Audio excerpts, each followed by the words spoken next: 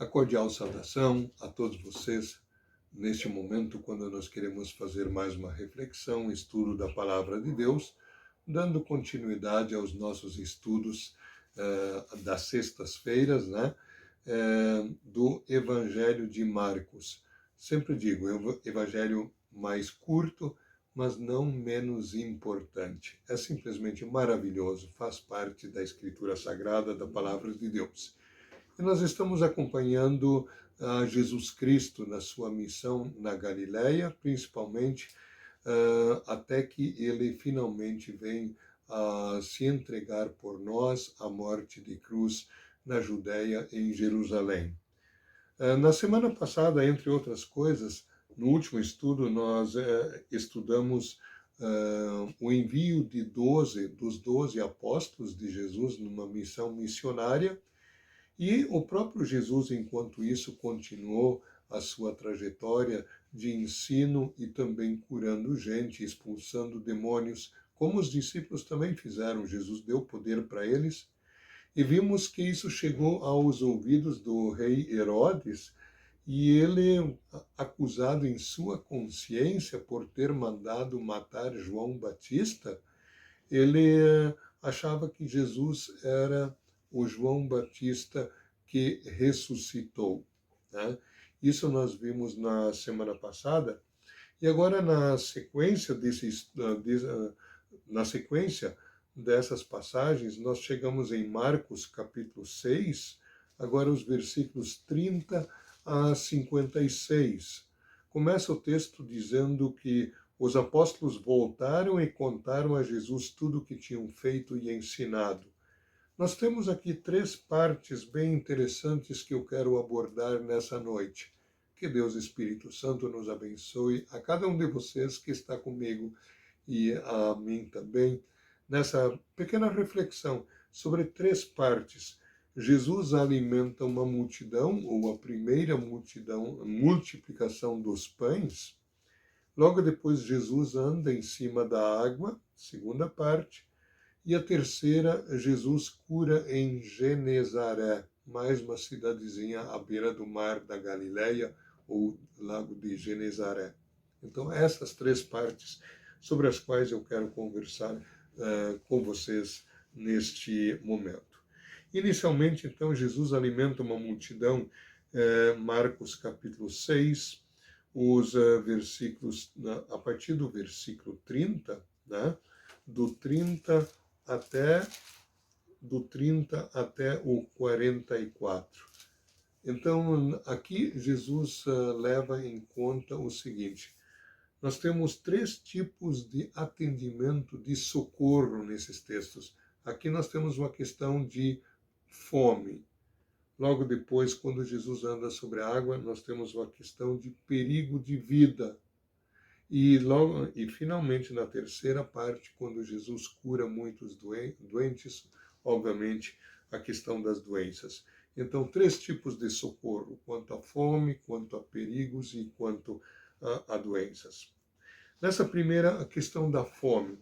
Ora, a palavra fome, nesse quase pós-pandemia, está muito em voga.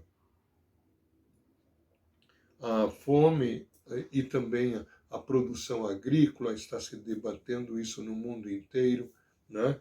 Populações inteiras sendo jogadas para cá e para lá.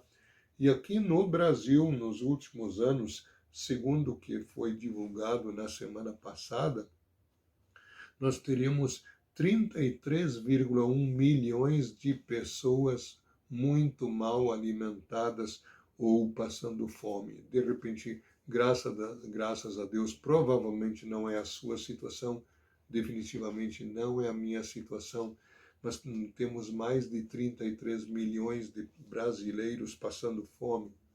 Isso são 15 ou a 16% da população brasileira, né? Ou seja, de cada 100 pessoas, em cada 100 pessoas, no Brasil nós temos 15, 16 pessoas passando fome. Não é pouca coisa. As razões são as mais diversas, desde a ganância humana, má distribuição de renda ou de produtos. Não vamos entrar muito nessa questão agora, mas afirmar a realidade da fome e que nós somos responsáveis e também onde procurar socorro. Bem, olhando para o nosso texto, os 12 que estavam numa missão missionária, eles voltaram, eles estavam cansados e felizes.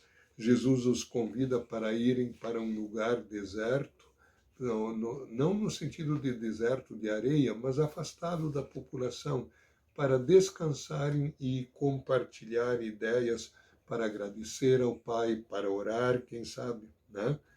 E eles foram de barco para um lugar então solitário. No entanto, o lago não é tão grande, né?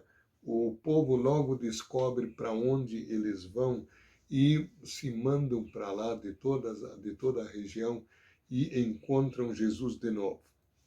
E aí diz o texto que Jesus viu o povo, viu a multidão, observem bem o detalhe, ele viu com atenção.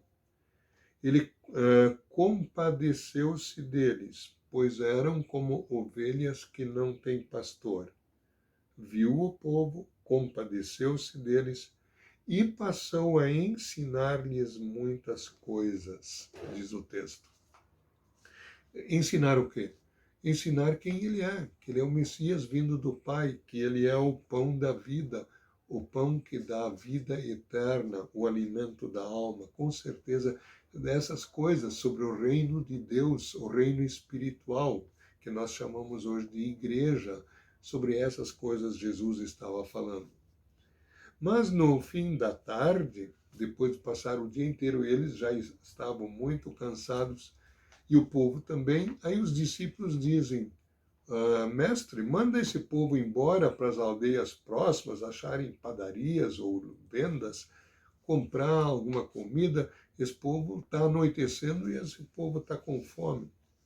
Aí Jesus lhes diz, deem vocês mesmos de comer para eles. Ele sabia o que ele estava para fazer, mas ele prova eles. Aí alguém diz, mas para toda essa multidão não bastam 200 denários de pão. Denário é o valor do trabalho de uma pessoa por dia, o denário. Se, digamos assim, alguém, vamos fazer de conta que um diarista ganha R$100 por dia, né? E não bastam 200 denários, seriam 20 mil reais. No final, nós vamos ver que foram alimentados 5 mil homens, segundo Mateus, fora mulheres e crianças. Então, para dar um pedaço de pão para cada um, se fossem só os 5 mil homens, 20 mil reais dividido por 5 mil homens daria R$4 por pessoa. Se você leva em conta as mulheres e crianças, o texto não diz mais ou menos quantas, né? Então, R$2, R$3 por pessoa não bastam para toda essa multidão. Aí Jesus diz, o que tem por aí? Alguém descobriram que alguém conseguiram 2 peixes, 2 peixinhos e 5 pães. Jesus os pegou, né? E mandou o povo se assentar. E tinha relva verde, o Marcos é o único evangelista ao narrar isso, ele diz que é um lugar plano onde tem bastante relva, capim, grama. Eles se assentam em grupos de 100 e grupos de 50.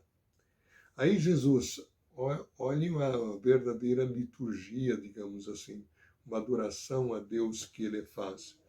Ele tomou os pães, né? Ele ergueu os olhos ao céu, os abençoou, partiu os pães, deu aos 12 para distribuírem e repartiu também os peixes. Olhar ao céu é dar graças ao Pai, né?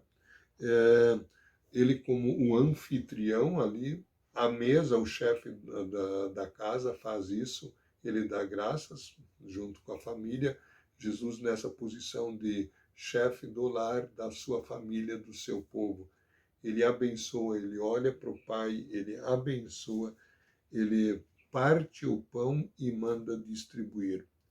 Diz o texto que aí está o sinal, o milagre. Todos comeram e se fartaram, não foi um pedacinho para cada um, né?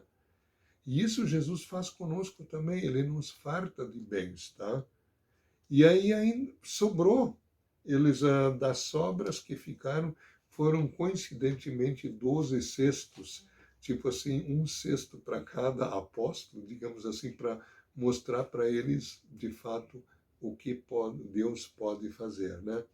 E os alimentados foram 5.000 homens, diz Marcos, mais ou menos.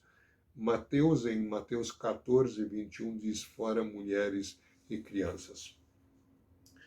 Estimados amigos, irmãos e irmãs que estão comigo, na sequência, o Marcos não narra o que aconteceu no dia seguinte, de acordo com outros evangelistas, mas as pessoas procuram Jesus de novo.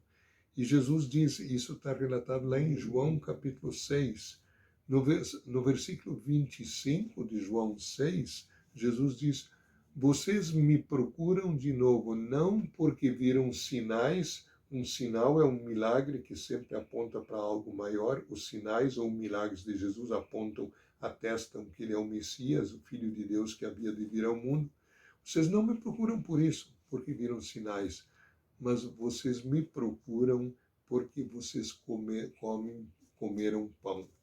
E naquele dia Jesus não lhes deu pão de novo. Existe uma segunda multiplicação bem mais tarde, mas naquele dia não. Aí começa uma grande discussão, que está lá em João capítulo 6, sobre o verdadeiro pão da alma, o pão da vida, que é Jesus Cristo, o qual deu a sua vida em sacrifício na cruz por nós. Um comentarista que eu vi, ele diz o seguinte, terminando essa história aqui, quando nossos problemas se acumulam, nos ameaçam e as necessidades são maiores que os nossos recursos, qual é a nossa reação? Recorremos imediatamente ao Senhor? Devemos fazê-lo. Ele ordena e promete atender tanto as necessidades do corpo quanto da alma. Então, em todas as necessidades, recorramos logo ao Jesus. Agora nós vamos falar sobre a sequência do texto, né? Jesus anda sobre as águas. Jesus é também o socorro bem presente no perigo. Diz o texto, Marcos 6, a partir do versículo 45, que logo depois dessas coisas, Jesus ordenou aos discípulos que subissem no barco e fossem na frente para o povoado de Betsaida, novamente atravessando uma ponta do Mar da Galileia, né? Betsaida no lado leste do lago, enquanto ele mandava o povo embora. Depois de se despedir dos discípulos, Jesus subiu um monte a fim de orar ali. Eles foram embora no barco e Jesus subiu um monte para orar. Que exemplo, inclusive, ele dá para nós. Quando chegou a noite, o barco estava no meio do lago e o vento era contrário. Outros evangelistas dizem que por volta da 4ª vigília da noite, seria, na contagem romana de tempo, seria entre 3 e 6 da manhã. Eles tinham navegado mais ou menos 4 a 6 quilômetros, a travessia talvez toda fosse uns 10. Estavam se batendo a noite toda, praticamente ali no meio. Jesus, ele lá do monte onde ele está orando, ele observa, ele vê toda essa situação. Ele está cuidando deles. E daí Jesus aparece caminhando sobre a água, uma certa distância deles, fazendo menção que ele, como se ele estivesse indo adiante. Eles, apavorados, começam a gritar, achando que é um fantasma. Aí Jesus nota isso e diz, não tenham medo, não temam, sou eu, fiquem tranquilos. Aí, segundo Mateus, o Marcos não relata isso, mas segundo Mateus, o Pedro disse, o Senhor, manda eu ir aí, então vem. E o Pedro caminha sobre a água e de repente se assusta com o vento e uma onda vacila e começa a naufragar. Jesus estende a mão, leva ele junto para cima do barco, faz uma bonança, ele repreende o Pedro, e ele repreende o vento, o mar, e eles reconhecem, segundo Mateus, de fato o Senhor é o Filho de Deus. Mas Jesus diz para eles assim, vocês ainda não... Eles ainda, o texto diz assim, é que a mente deles estava fechada e eles ainda não tinham entendido o milagre dos pães, diz Marcos 6:52. Segundo Mateus, quando ele conta isso, então o Mateus diz, eles disseram, de fato, o Senhor é o Filho de Deus. É interessante, por que será que o Marcos não conta esse lance do Pedro? Olha, isso aconteceu em outras ocasiões também. O Marcos era um discípulo de Pedro e, de repente, até em respeito a seu mestre, né, ele não narra todas as suas fraquezas. Mas Pedro é forte na sua fé, mas também tem suas fraquezas. Aliás, todos nós somos assim. Não adianta xingar muito Pedro, porque quem de nós caminharia sobre a água? Assim como quando Jesus foi preso, o João é o único que acompanhou lá até diante do sumo sacerdote, o pessoal que levou Jesus. E o Pedro, ele negou 3 vezes que conhecia Jesus, ele ficou observando na entrada onde Jesus estava sendo julgado. E Pedro tinha sido avisado por Jesus: cuidado, Pedro, com a autoconfiança. Antes que o galo cante essa noite, você me negará 3 vezes. Pedro negou. E quando ele se deu conta, Jesus olhou para ele, ele saiu chorando amargamente. Mas olha um detalhe, o Pedro estava lá. E os outros discípulos? Os outros tinham fugido, né? Então, só João e Pedro estiveram ali. Eu diria assim, palmas para o Pedro, apesar de tudo, né? Mas palmas mais para Jesus, que Jesus estava cuidando de toda a situação.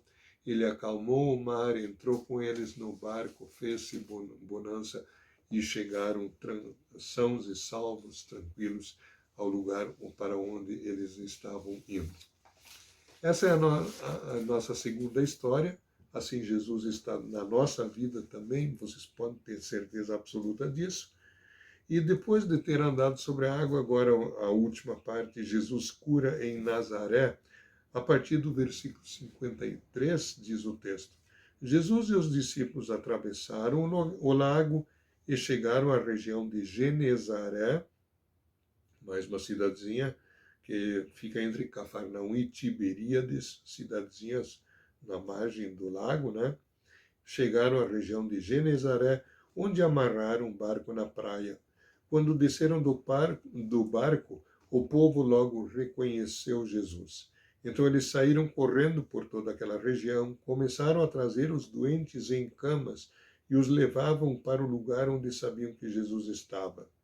Em todos os lugares aonde ele ia, isto é, nos povoados, nas cidades e nas fazendas, punham os doentes nas praças e pediam a Jesus que os deixasse pelo menos tocar na barra da sua roupa. E todos os que tocavam nela ficavam curados. Ora, nosso objetivo não é ficar bastante tempo nesse texto, mas vejam que coisa linda. De todos os lugares as pessoas afluíam a Jesus, eles confiavam que Jesus podia curá-los e apertavam Jesus, tocavam os doentes que eram trazidos nas praças. Praça normalmente é um lugar de descanso ou de mercado, né? De negócios ali, era nas cidadezinhas. Mas ali, eles em praça pública traziam muitos doentes, tocavam na veste de Jesus e saía poder.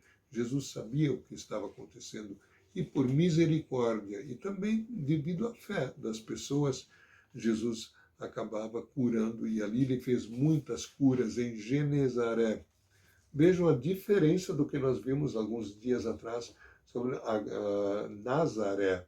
Jesus voltou para sua terra em Nazaré e aí as pessoas questionavam, isso aí é o filho de Maria, o filho de José, que nós conhecemos os irmãos dele, e agora ele vem ensinar para nós.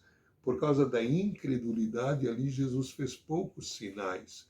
Sinais são milagres que atestam que ele é o Filho de Deus, eu já disse antes. Mas aqui em Genezaré, ele fez muitas curas, né?